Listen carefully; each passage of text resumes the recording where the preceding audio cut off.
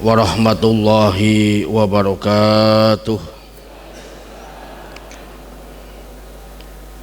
Alhamdulillahilladzi an'ama alaina bikatsirin minan ni'am, khosatan ni'matal islam wal iman wal ihsan wal ikhlas wat taqwa, hatta nastami'a bihadzal masjidi darul iman liadai dirasati wa ta'limi rutiniyah bainana likulli yaumil ahadi, wa jama'ana bihadas sobah al-mubakkir bisihatin wa afiatin wa ridhain wa taufiqin wa rahmatin wa barakatin minallahi azza wa jalla.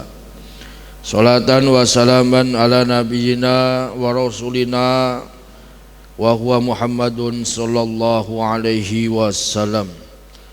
Wassalamun ala alihi wa sahbihi ajma'in wa tabi'in wa tabi'it tabi'in wa man tabi'ahum bi ihsani ila yaumi yub'atsun, amma ba'd.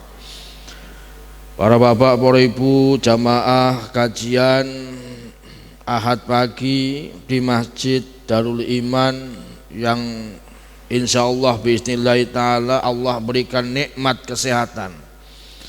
Karena nikmat kesehatan pada era pandemi sekarang ini begitu sangat luar biasa. Maka semoga bapak-bapak, ibu-ibu semuanya dalam keadaan sehat walafiat nggih. Jaga kesehatan, jaga jarak, ikuti protokol kesehatan ya. Dan jikalau kita juga terkena, ya kita selalu harus punya pola pikir yang positif ya, biar supaya imun kita kuat dan juga iman kita kuat. Dengan pengajian ini kita selalu berharap kepada Allah Subhanahu wa taala iman kita kuat. Makanya kan betul dalam nyanyian Indonesia Raya, bangunlah jiwanya, baru kemudian bangunlah badannya.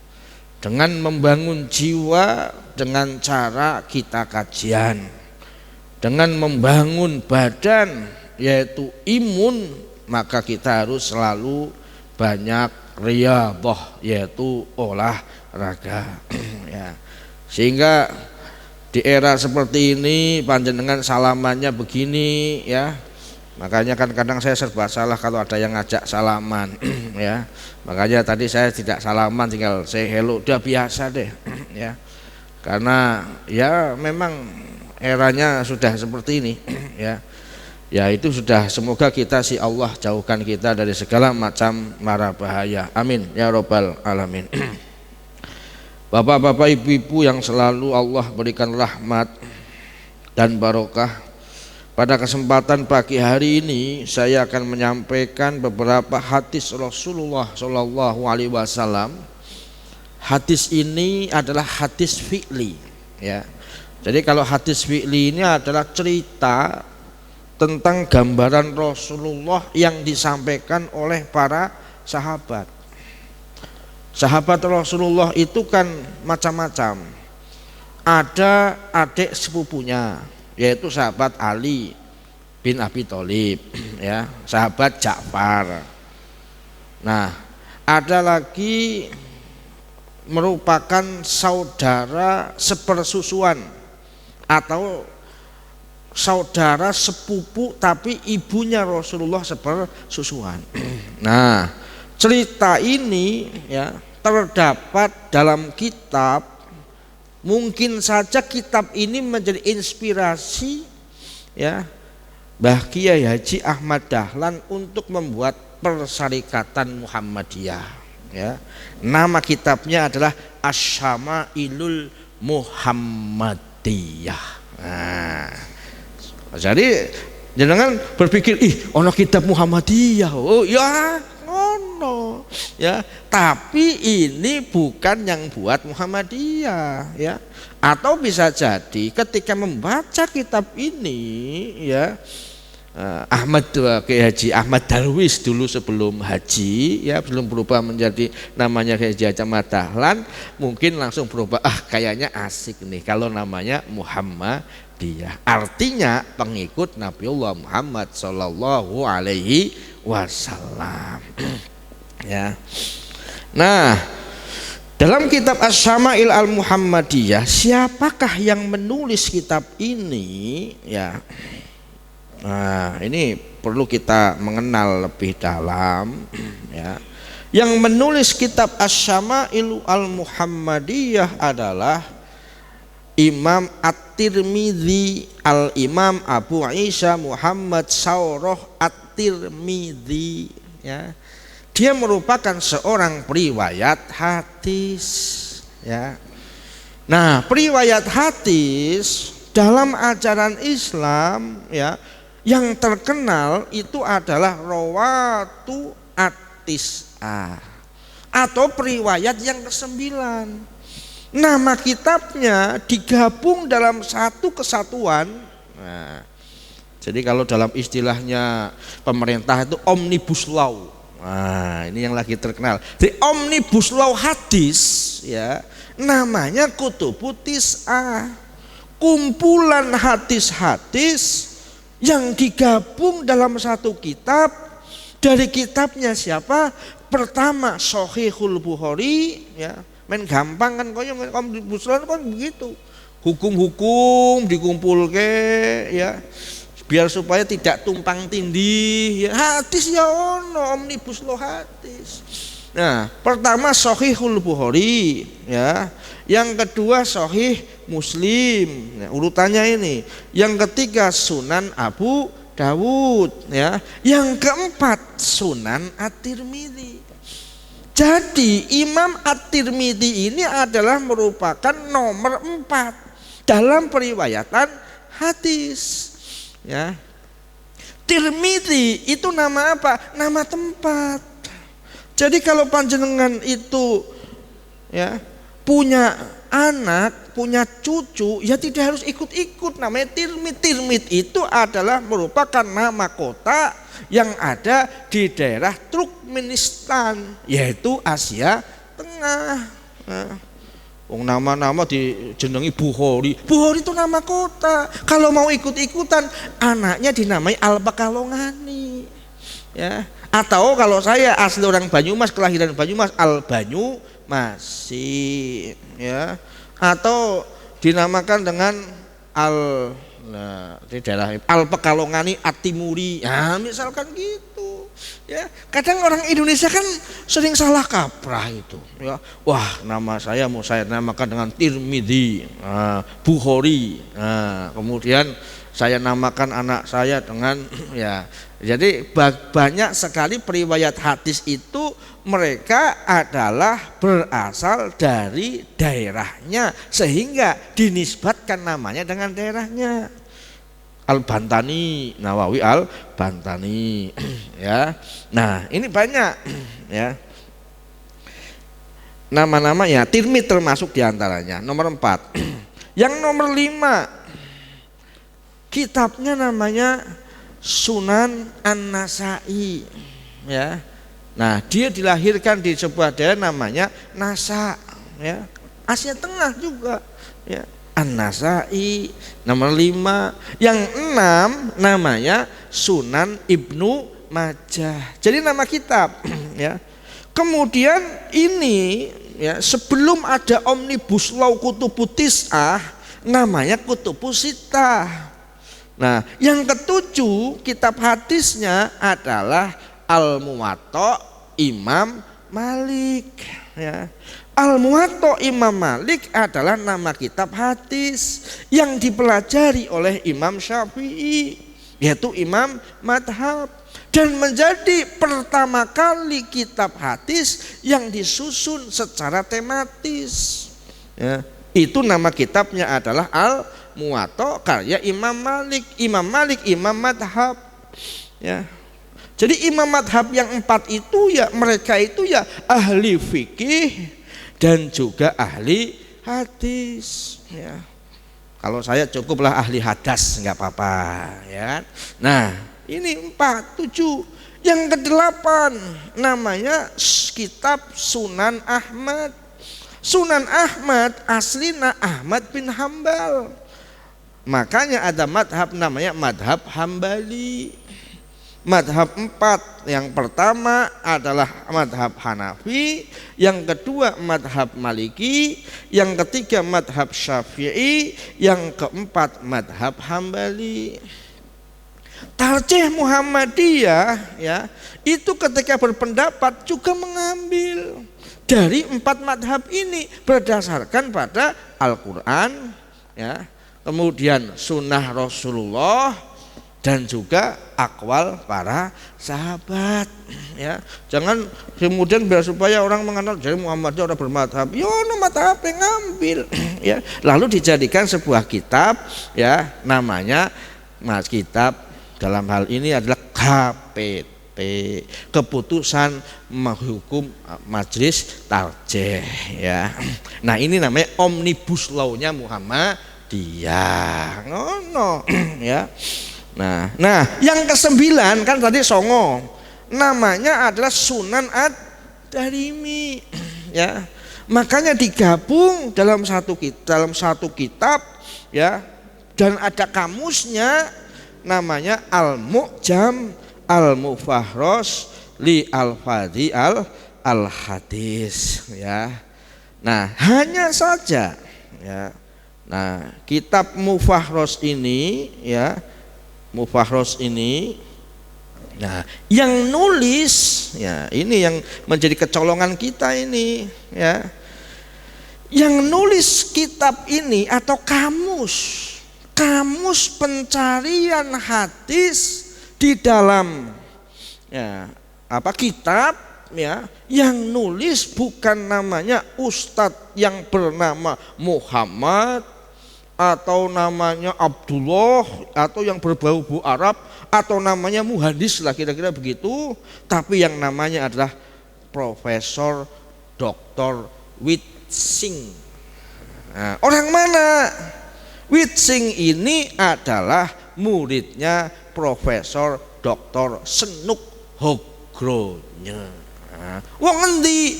Wong Londo, ya wong Belanda. Tekon agamane apa? Ora duwe agama. Enggane ana gereja yang mlebu menggereja. Ya. Kok lebih pintar. Nah ini ya. Jenengane apa? Kita itu dalam beberapa hal kecolongan, termasuk dalam ilmu pengetahuan. Ya, coba nih namanya Ad-Doktor Al-Ustadz Witsing. Ya. Ini yang diteliti dan menjadi rujukan ya dalam penelusuran hadis para ulama ya. Tahun berapa ini ditulis? Tahun 1936. Senuk Hogronya di Indonesia tahun 1900. Nang Indonesia dianggap syekh ya, kemana-mana beliau diciumi tangannya, dianggap sebagai orang yang mulia ya. Ya ini kadang wong Indonesia itu ya sering keapusan nang dinti ya. Ustadzul Arabiyah Bijamiyah Leiden, profesor bahasa Arab di Universitas Leiden. Nah kembali ke kitab ini ya, tadi yang namanya Kutubut Tis'ah. Ngapa lapor lagi Kutubut Tis'ah ya? Mandan abot toh ya. Pengajianku mandan abot, Kutubut Tis'ah apa wae ge, songo ge. Paling ora ngerti sandaran dalam masalah kajian Islam, terutama dalam hadis. Nah, sekarang kita ke kitab karya Imam At-Tirmidzi yang dikumpulkan dalam sebuah kitab namanya Asy-Syamailu Al-Muhammadiyah. Nah, kitab ini cerita tentang apa? Kitab ini bercerita tentang gambaran fisik ya, sifat Rasulullah dan juga akhlak Rasulullah Shallallahu Alaihi Wasallam ya, yang lahir pada bulan ini betul 12 Rabiul Awal. Cuma ketika kita melihat bulan Rabiul Awal itu enggak cuma bulan lahirnya Rasul. Banyak kejadian besar di zaman ini atau di bulan ini. Satu, betul kelahiran Rasul. Yang kedua, penyerbuan Abroha. Kan bareng itu. Itu ya terjadi pada bulan Rabiul Awal. Yang ketiga, bulan hijrahnya Rasulullah dari Mekah ke Yasrib, ya kan? Yang keempat, bulan pertama kali pembangunan masjid, namanya Masjid Kuba, yang diabadikan oleh Allah dalam surat At-Taubah, la masjidun ussisa alat taqwa, masjid yang dibangun berdasarkan pada takwa, ya. Yang kelima, pertama kali khutbah Jumat di Masjid Kuba ya pada bulan Rabiul Awal, ya. Yang keenam, pada bulan itu juga Rasulullah menikah dengan Khadijah binti Khuwailid radhiyallahu anha. Yang ketujuh, pada bulan itu juga kakeknya Rasulullah yang namanya Abdul Muthalib meninggal dunia, ya. Jadi banyak kalau kita telusuri, ya, terkait dengan Rasulullah itu, masya Allah luar biasa.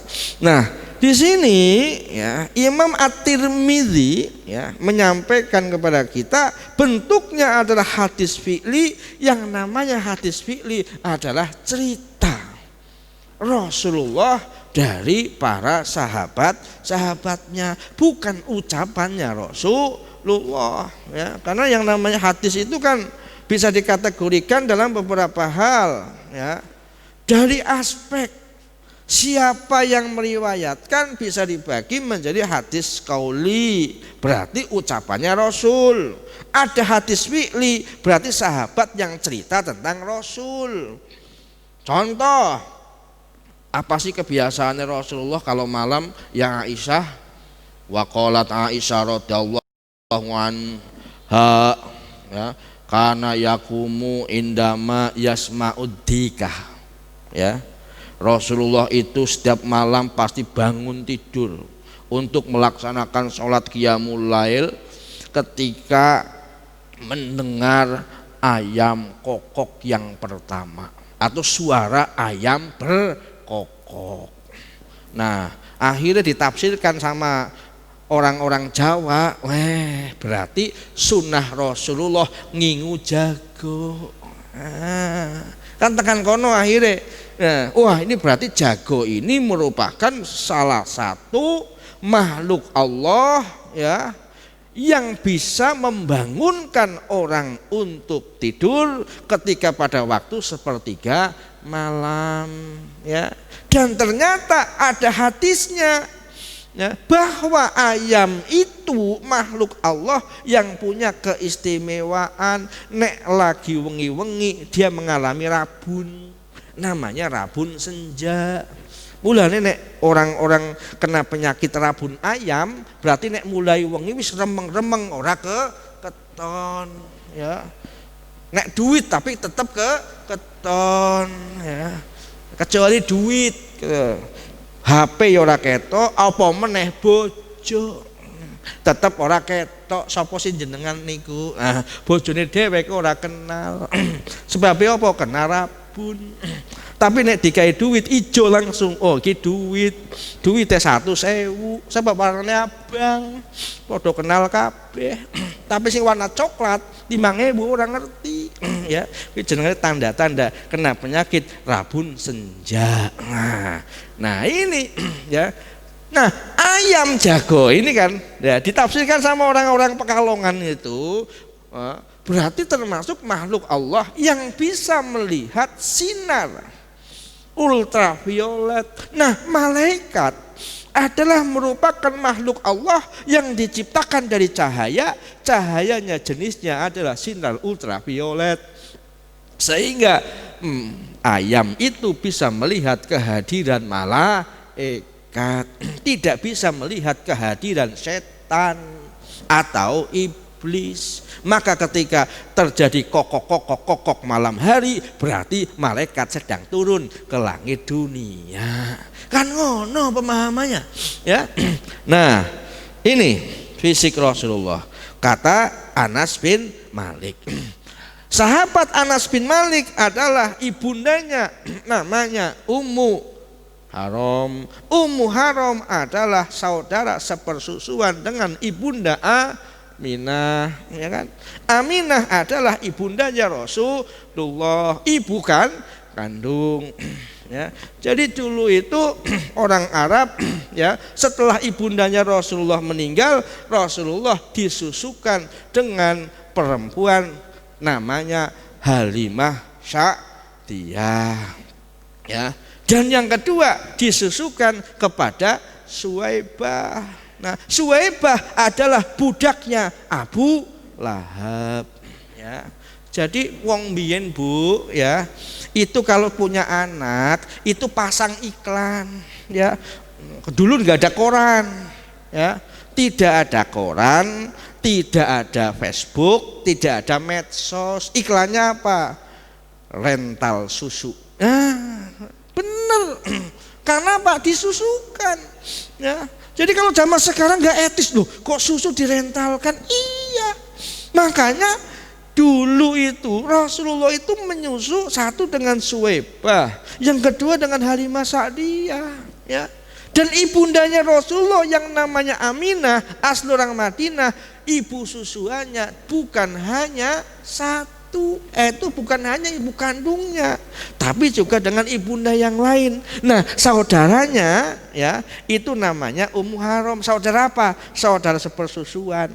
Nah, punya anak namanya Anas, punya suami namanya Malik, namanya Anas bin Malik. Sehingga, ya, ibunya Rasulullah dengan ibunda Aminah sebagai saudara sepersusuan sama dengan saudara kandung, ya.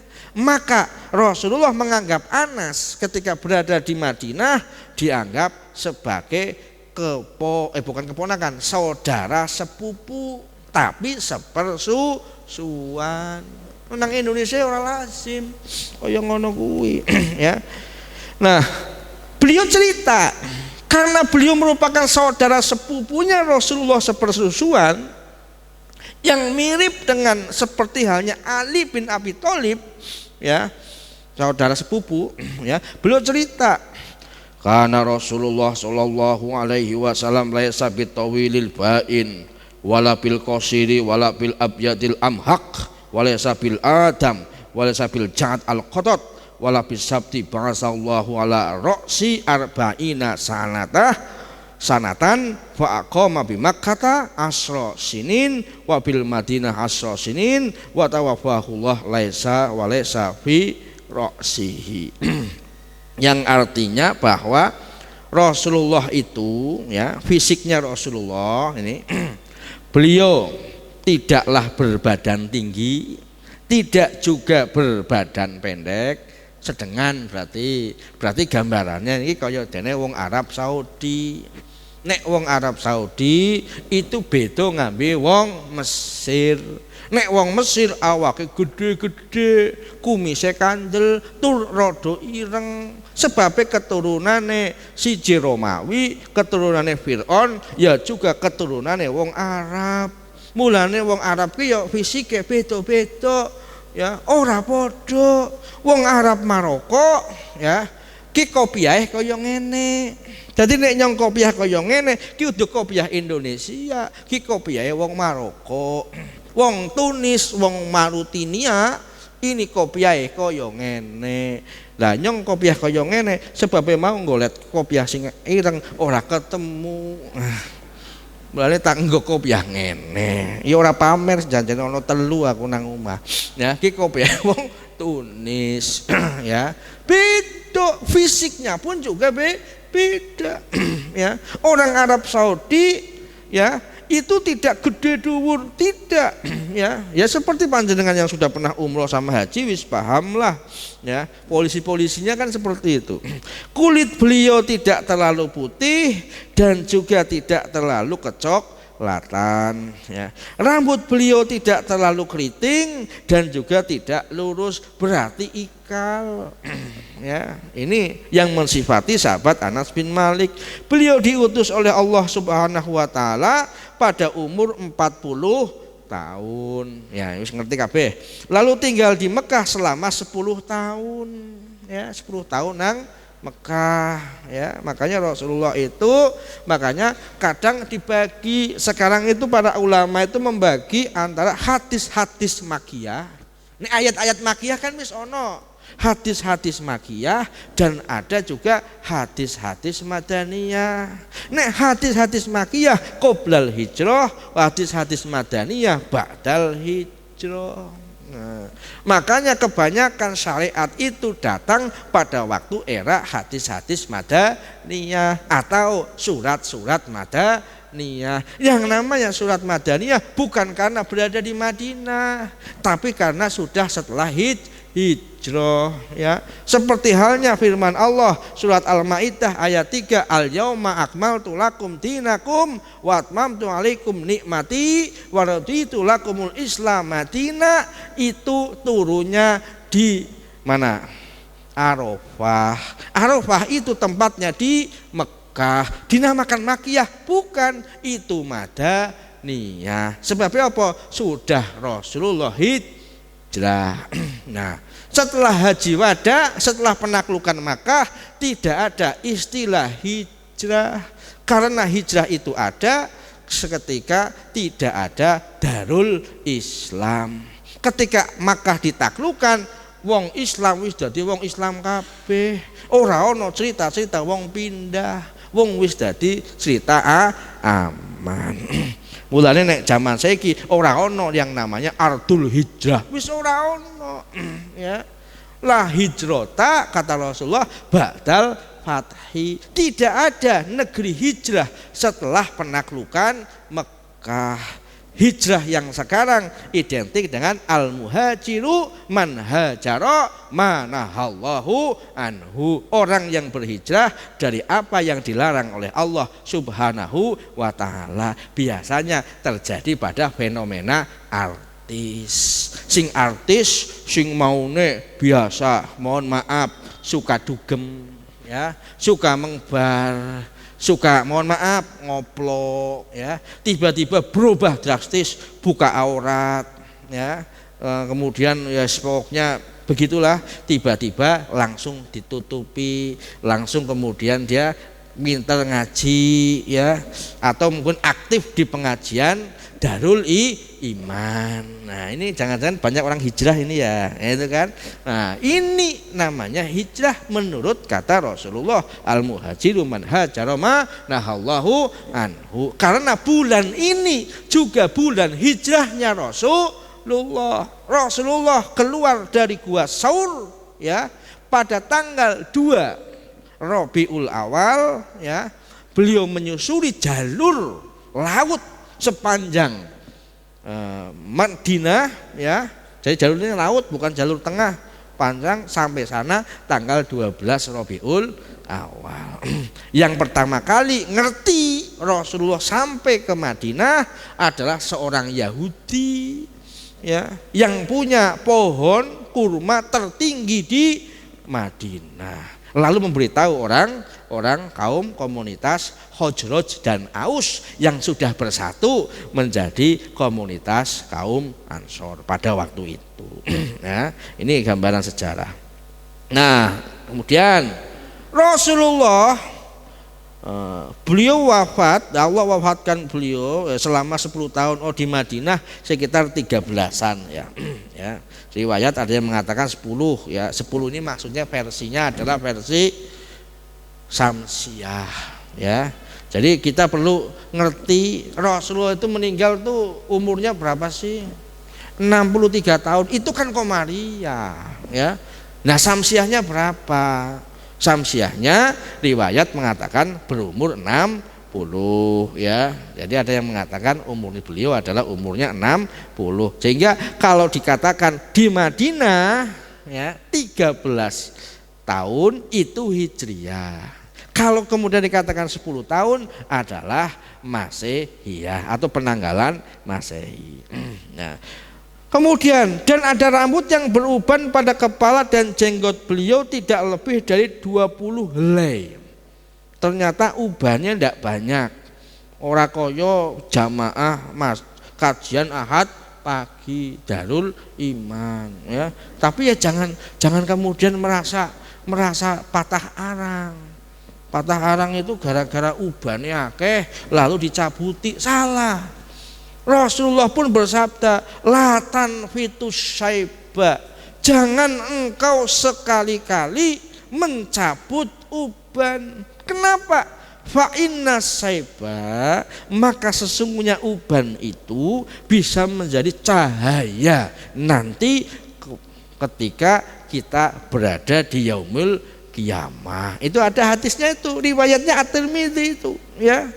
Lalu kemudian setiap uban satu ya bisa jadi menghapuskan satu kesalahan kepada si pemilik uban khoto ya. Jadi khoto itu artinya menghapus khotiatan ya. Karena apa? Nek wong wis ubanen berarti wong wis tuwa.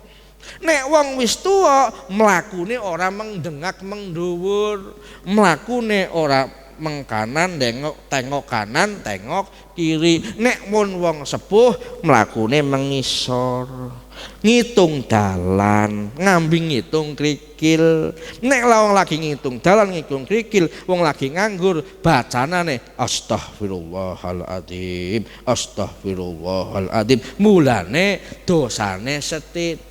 Kan gitu logikanya ya. Nek wis krasa ubanan kaya nyong ngene iki ya toh. Makanya jangan selalu ya ono sapa kae ono wong wedok ayo misalnya gitu kan, ya wis ora wayahe ndelok iso. Makanya yang namanya uban itu sebagai apa? Penanda supaya kita banyak zikrullah wa zikrul maut ya. Nah, itu maksudnya kenapa kita tidak boleh mencabut uban. Karena yang namanya uban kuwi manfaate diantarane nek listrike mati ya. Listrike mati, wih kayak bojoku coy. Lah kok ngerti? Lah kayak ubane akeh ketok ora ono sinar matahari, ora ono sinar dadi ketok warnane putih. Nek gloweyane kaya ngono lah ya. Yang kedua,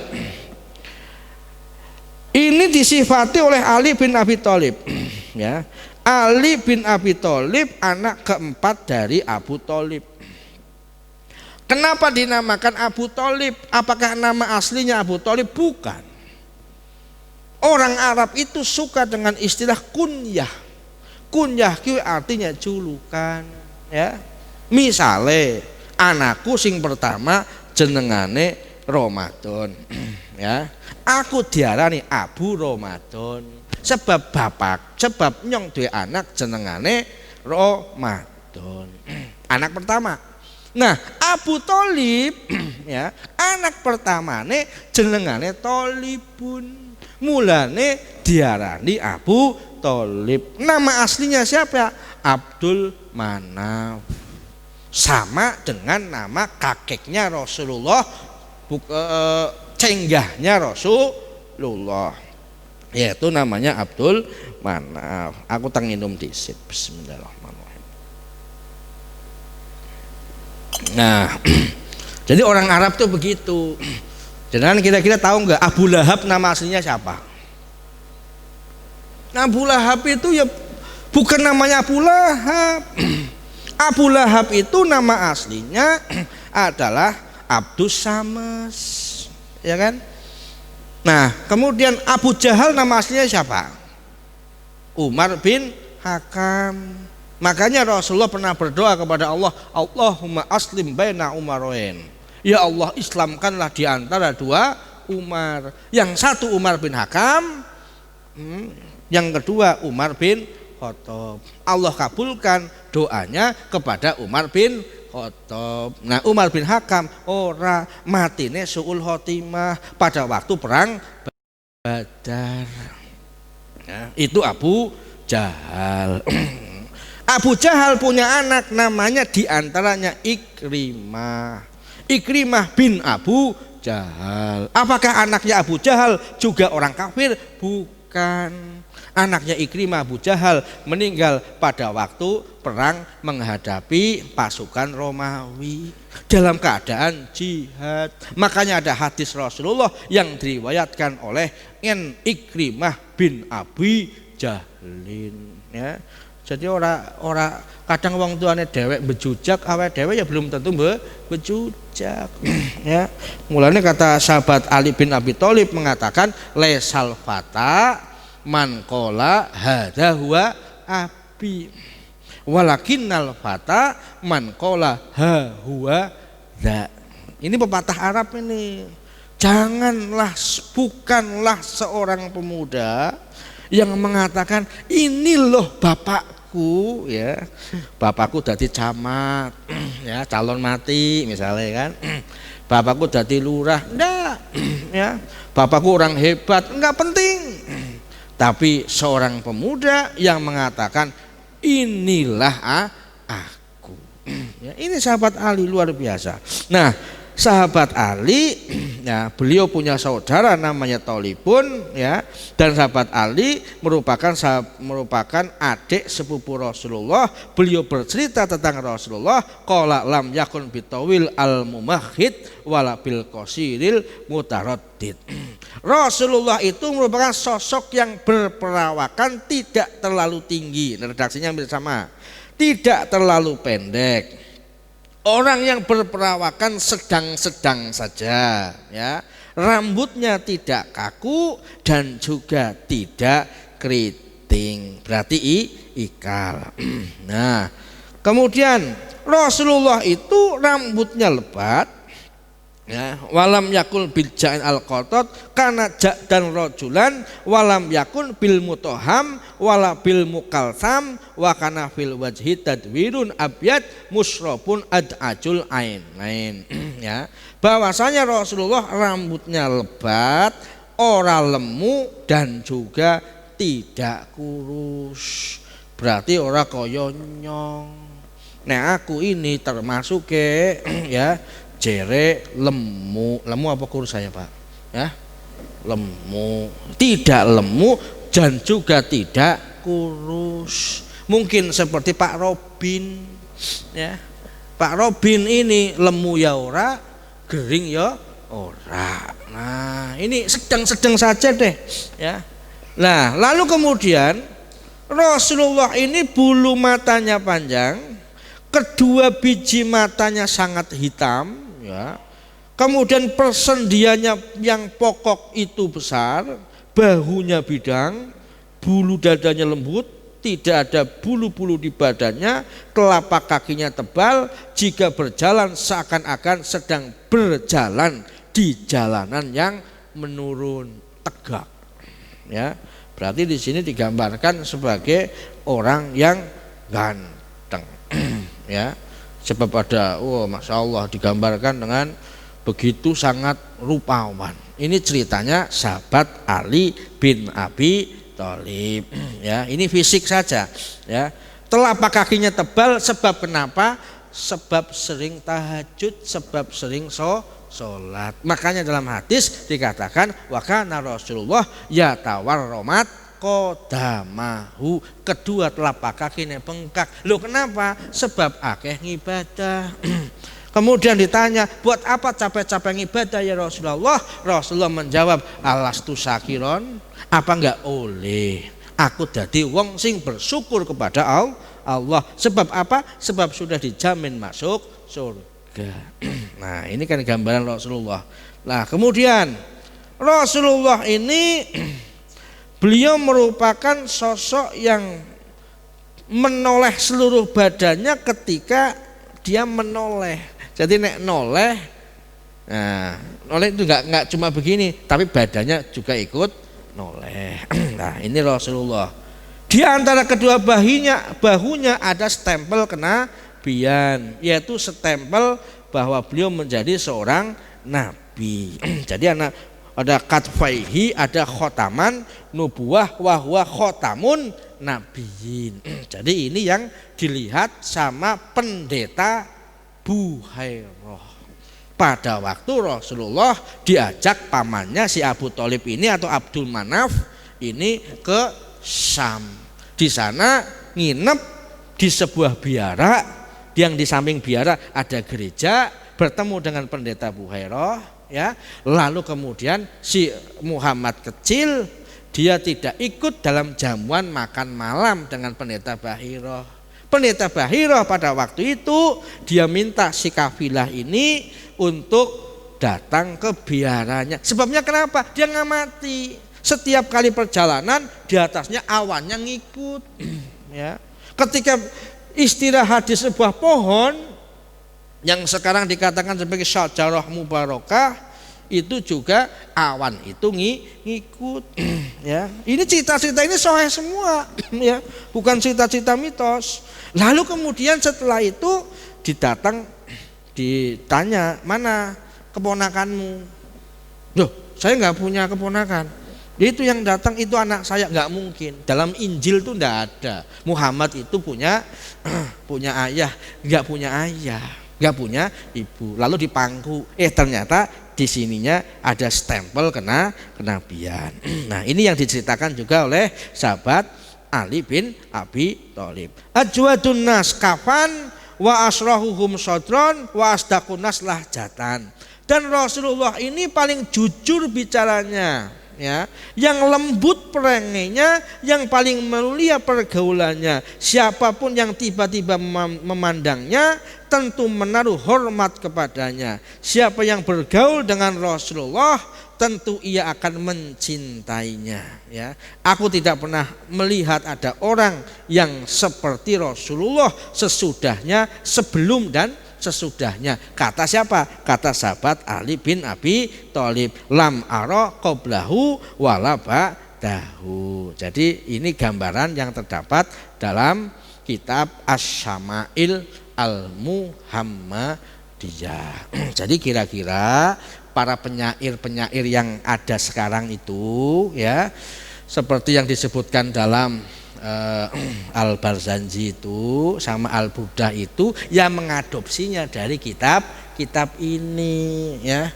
Al-Burdah diciptakan oleh Imam Ja'far Al-Busairi pada abad 13 Masehi, ya. Ini kitab, ya, ada pada tahun 282 Hijriah. Berarti sekitar abadnya adalah abad 8 atau 9 Masehi, ya. Lalu dibuat, ya, menjadi sebuah syair namanya Burdah oleh Ja'far Busairi. Karena dia seorang penyair, ya, maka ungkapan-ungkapan dalam syairnya, ya, ada yang hiperbolis, ada yang metaforis, ada yang personifikasi, ada yang dalam bentuk kinayah, macam-macam.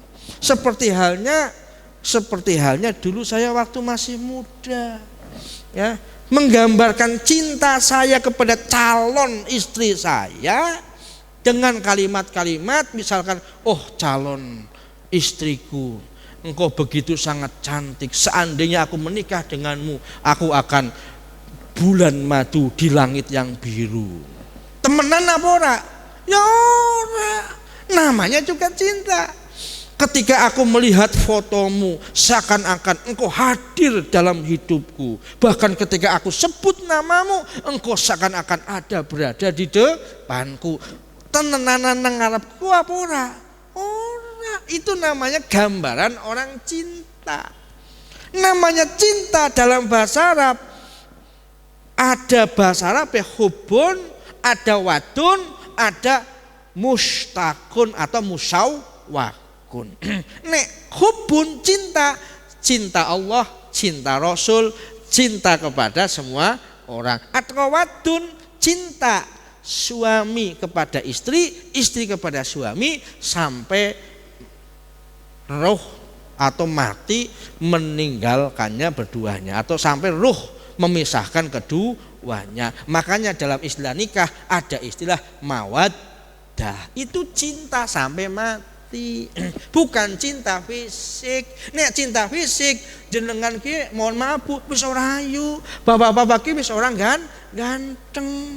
Makanya bukan namanya mawaddah. mawaddah. Kalau mawaddah ya seperti ini, Bu, ngesuk pengajian Ahad pagi, ayo ngaji bareng nang Masjid Darul Iman. Ayo monggo, ya.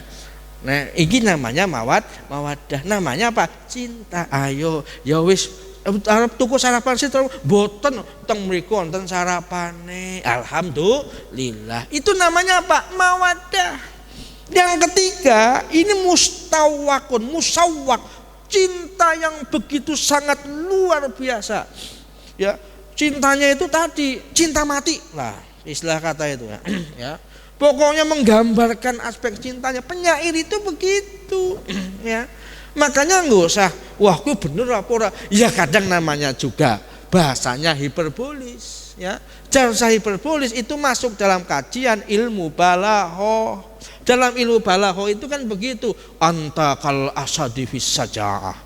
Anda itu seperti halnya singa dalam keberanian. Apa benar-benar sebagai singa? Ya ora.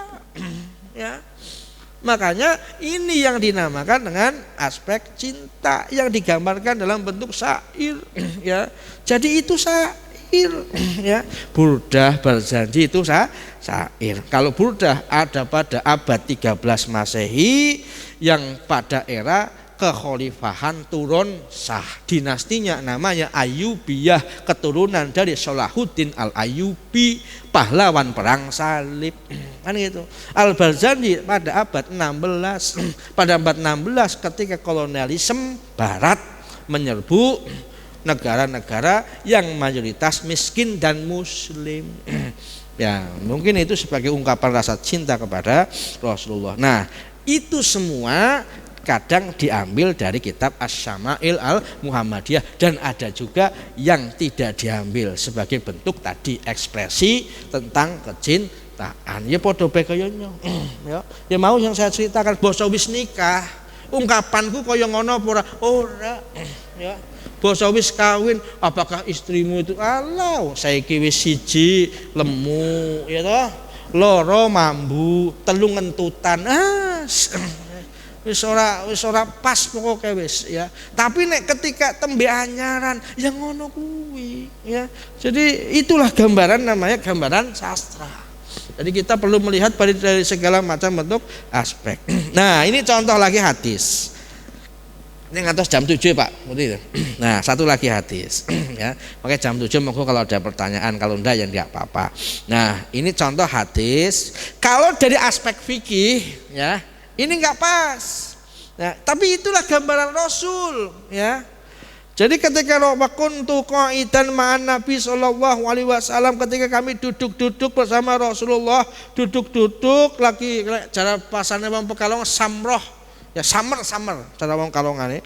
Ya Rasulullah, ana tawaddu min luhumil ghanam, apakah kita perlu berwudu ketika makan daging wedhus? Nah, ini pertanyaan.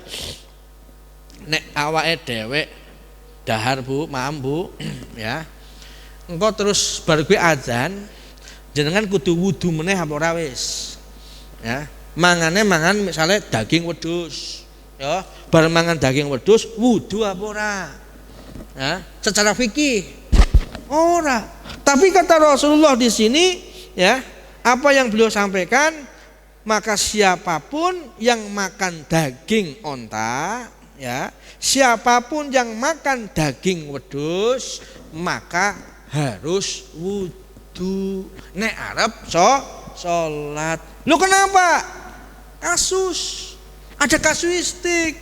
Ternyata bar mangan daging wedhus, mangan daging onta ana sing ngentut. Ya. Di komunitas itu kok ambil mangan begini, ambune ora kira-kira, aduh ki wong masuk angin, melu-melu mangan daging wedhus, ya. Rasulullah yang mampu, sahabat yang mampu, ki sapa sing ngentut, sapa sing ngentut. Nah, Rasulullah langsung bersabda, ya, enggane Rasulullah tidak bersabda bahwa siapa yang makan daging wedhus, siapa yang makan daging onta itu harus berwudu, maka nanti orang yang ngentut itu merasa malu. merasa dipermalukan, maka kemudian dia akan datang sendirian ke tempat wudhu, lalu orang mengatakan, oh jebule sing ngentut Pak Robin. Kae ndak kasih wudhu, sing liyane ora padha wudhu. Lah men supaya Pak Robin ora isin, mulane aku ngomong sapa wae sing mangan daging wedhus, ngambil mangan daging onta kon wajib wudhu. Akhirnya wudhu kabeh, ora ana sing ngentut sapa orang ngerti. Pak Robin ora isin. Itu sifatnya Rasulullah. Dari kacamata fikih, kalau kita makan daging wedhus, kita makan sego megono, ngonek salat wudhu meneh apa ora? Ora. Ya, cukup berkumur saja, sing penting wis istilahnya wis bersih. Ya, engko nek pas salat aja nganti ana sing sliliten. Apa meneh slilite dipangan. Sebab apa? Iso batalke salat, ya. Enggane kok misale slilite dikenekke terus dienekke misale itu boleh. Bahkan dalam riwayat, ya, dulu itu boleh nah kayak gitu. Cuma dulu boleh seperti itu ketika zaman Masjid Nabawi masih pasir. Burung kaya saiki, nek kaya saiki wis jamaah Masjid Darul Iman itu tidak boleh. Sebabnya apa? Wis keramikan, wis marmeran, itu sama saja berbuat jorok, ya. Tidak boleh.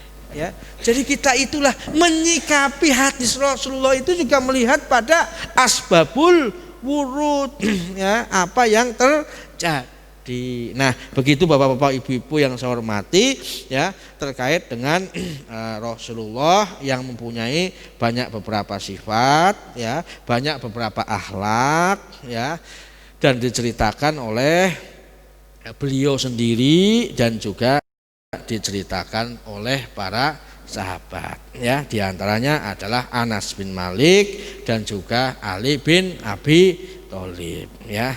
Dan ini yang mungkin demikian yang dapat saya sampaikan. Gampang lain kali kita sambung kembali. Ya, begitulah ya sifat dari Rasulullah Shallallahu Alaihi Wasallam.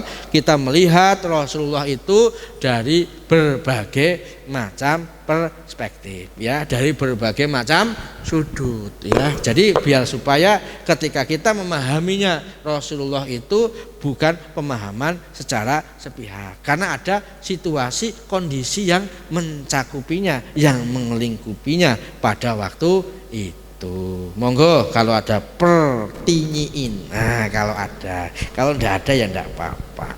Ya, monggo, dipersilakan bagi jamaah kalau ada yang mau bertanya. Dan sebelumnya informasi dulu untuk kajian Ahad pagi besok, insya Allah akan diisi oleh Ustadz Ibnu Soleh. Sekali lagi Ahad pagi besok akan diisi oleh Ustadz Ibnu Soleh MA. Silakan Bapak atau Ibu kalau ada. Mas Dari silakan maju aja Mas. Monggo mic-nya di sini. Atau monggo.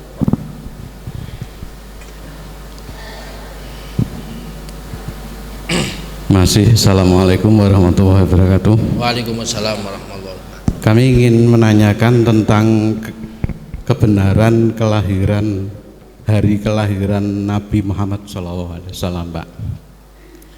Kalau pada umumnya itu waktu saya dulu belajar di sekolah dari SD itu terkenalnya itu Nabi Muhammad lahir pada tanggal 12 Rabiul Awal atau Amul Fil yang bertepatan pada tanggal 20 April tahun 571. Ini yang saya pertanyakan begini Pak, kalau menurut Julius Caesar itu memang kalender yang sekarang itu sudah tidak dipakai, yang sekarang dipakai itu kalendernya Paus Georgius ke-8, yang mana pada saat tahun 1852 itu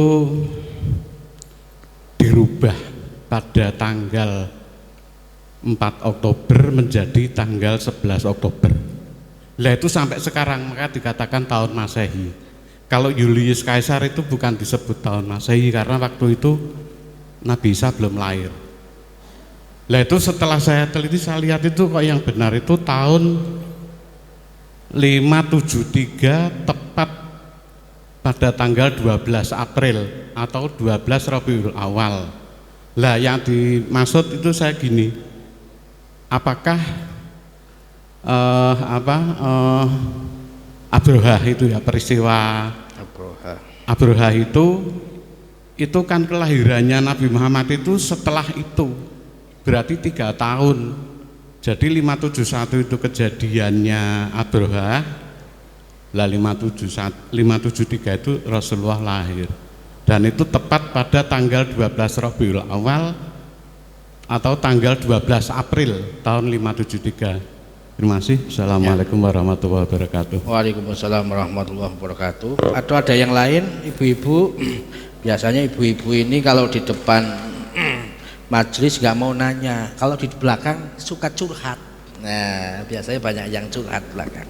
Nah, pertama Pak, Al-Quran surat At-Taubah ayat 36, Allah subhanahu wa ta'ala berfirman, inna iddatas syuhur indallahi isna asyara syahron fi kitabillah yauma khalaqas samawati wal ard minha arba'atun hurum.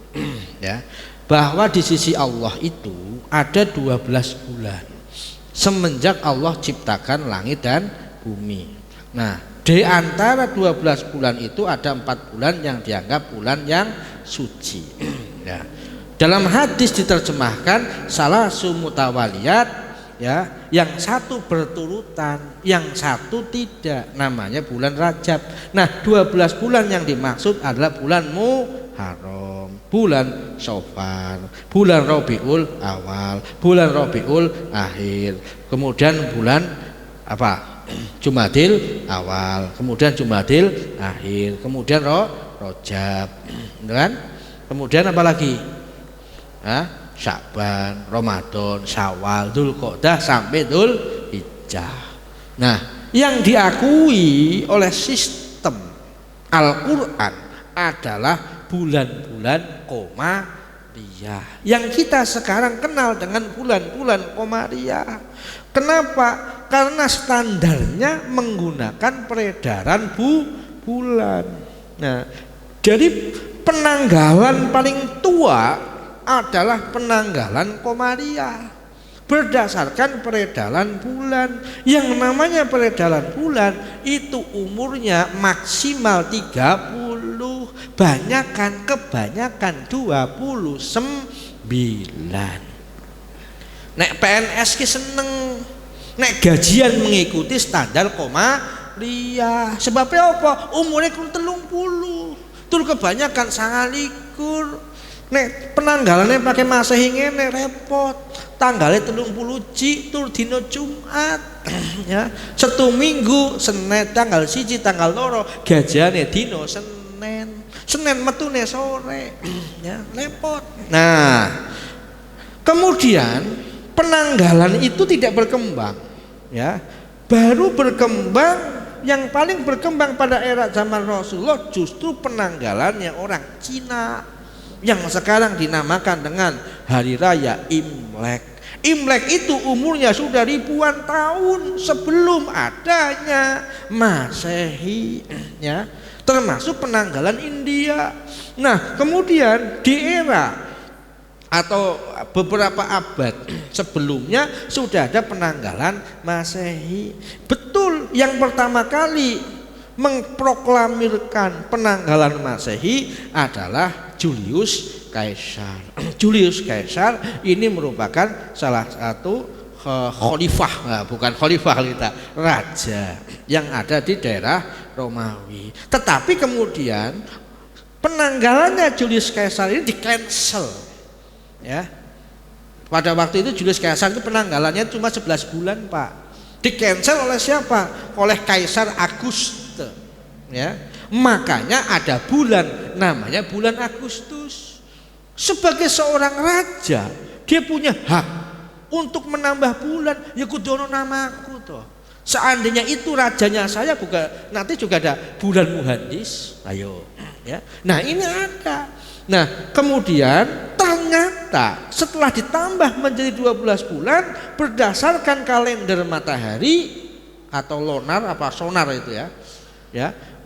Itu umurnya 365 hari. Berbeda halnya dengan penanggalan Komariah. Penanggalan Komariah itu berapa itu? Umur total semuanya itu. Nah, kemudian kalau kita lihat ya, ini ada aplikasinya Pak. Betul atau tidak ini berdasarkan aplikasi. Jenengan buka Google, di sana itu ada namanya kalender Hijriyah dan kalender Masehi. Nah, kalau diarabkan At-Taqwim Al-Hijri, At-Taqwim Al-Masehi. Saya itu lebih percaya secara penanggalan Masehi Rasulullah lahir pada tanggal 20 April pada tahun 571 Masehi. Kenapa? Karena berdasarkan pada aplikasi Android yang ada pada Takwim Al-Hijri dan At-Takwim Al-Masehi. Nah, di situ dipaskan. Ya, dipaskan dari apa? Coba ketik 20 April 571 tanggal piro untuk bulan Komariahnya. Ternyata tepat tanggal 12 Rabiul Awal. Berarti ini yang diyakini oleh umat Islam. Coba ketik tanggal 12 April 573. Kira-kira apakah tepat juga dengan bulan Rabiul Awal ya? Tanggal 12.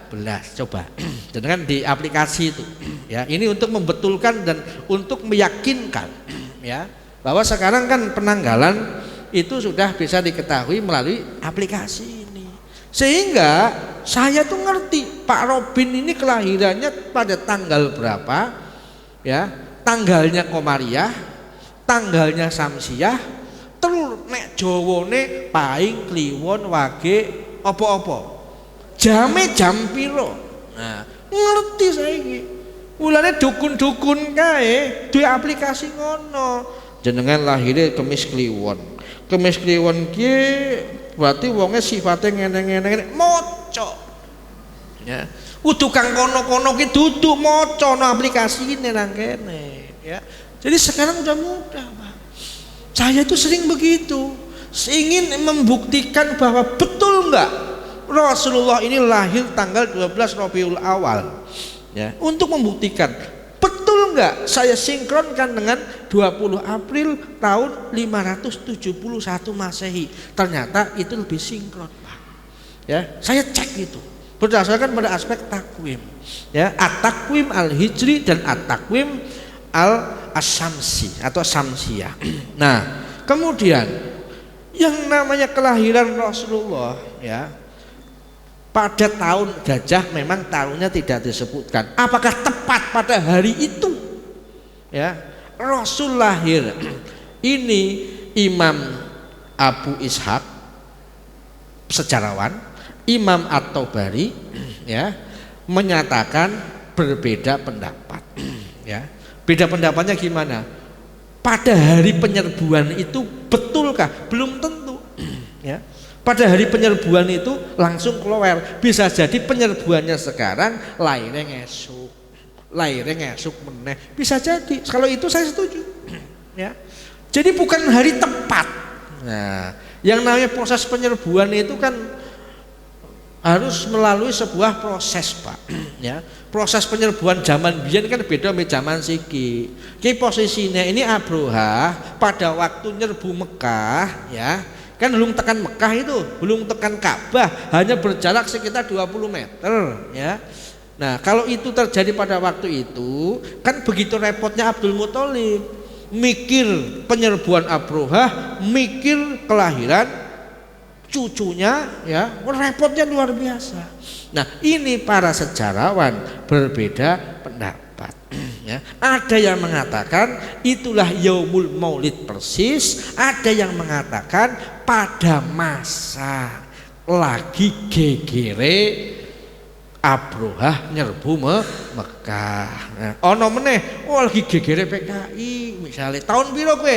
Tahun 2005. Lahirmu Tahun piro? Nyong lahirnya yo tanggal 5 Oktober. Nah, misalnya nggih, tahun piro? 65. Padahal geger PKI sing padha nyembelih para jenderal tanggale 30 September. Tapi kan ora pas tanggal 30. Lahirnya itu diceritani pada waktu GGRP KIO ternyata tanggal 5. Ngono lho Pak.